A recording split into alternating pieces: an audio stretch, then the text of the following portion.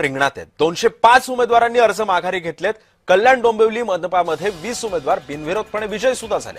कल्याण डोंबिवली महानगरपालिकेच्या 122 जागांसाठी गुरुवारी आणि शुक्रवारी उमेदवारी अर्ज मागे घेण्याचा शेवटचा दिवस होता। 2 दिवसांमध्ये एकूण 205 उमेदवारांनी आपले उमेदवारीचे अर्ज मागे घेतले। त्यातच आता 20 जागांवरती उमेदवारांची बिनविरोधपणे निवड झाल्यानं आता 102 जागांच्या निवडणुकीसाठी 490 उमेदवार निवडणुकीच्या रिंगणात उभं राहून आपलं नशीब आजमावणार आहेत। आणि या संदर्भामध्ये अधिक माहिती जाणून घेऊयात। माझे सहकारी किशोर पगारे सध्या आपल्या सोबत आहेत। किशोर, 490 उमेदवार निवडणुकीच्या रिंगणात आहेत। 20 उमेदवार आता बिनविरोध निवडून सुद्धा आलेले आहेत। पुढची परिस्थिती काय आहे कल्याण डोंबिवलीतल्या अनेक प्रभागांमधली? नक्कीच सिद्धेश, केडीएमसीच्या 122 जागा निवडणुकीसाठी 846 उमेदवारी अर्ज दाखल झाले होते।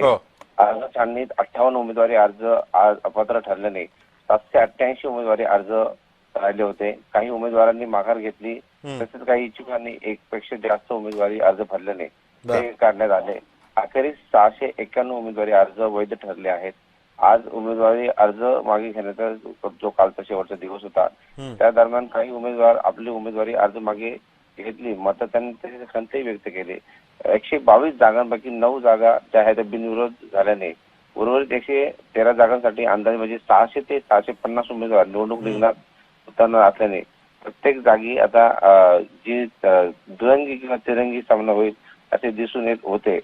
मात्र आता कुठेतरी ह्या बिनविरोध निवडणुकीमुळे पुढील परिस्थिती आता उरलेल्या ह्या दिवसांमध्ये कशा प्रकारची असेल हे पाहावं लागेल। आणि सगळ्यात महत्त्वाचं म्हणजे राजकारणात जे समीकरण आहे हे बिनविरोध निवडून आल्याने एक वेगळं चित्र इथं दिसत आहे। पण किशोर, या सगळ्या मतदारसंघांमध्ये कल्याण डोंबिवलीचंच आपण उदाहरण घेऊयात, याच्यामध्ये कुणाची ताकद सर्वाधिक पाहायला मिळते?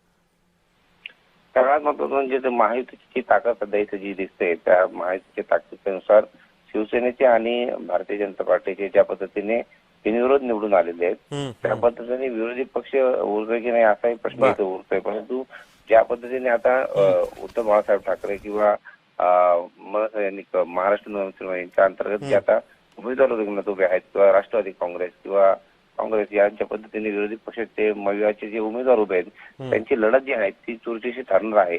या दरम्यान कशा प्रकारची ही लढत आता पुढे होईल हे आता चित्र स्पष्ट होईल। सिद्धेश, नक्कीच धन्यवाद किशोर, तुम्ही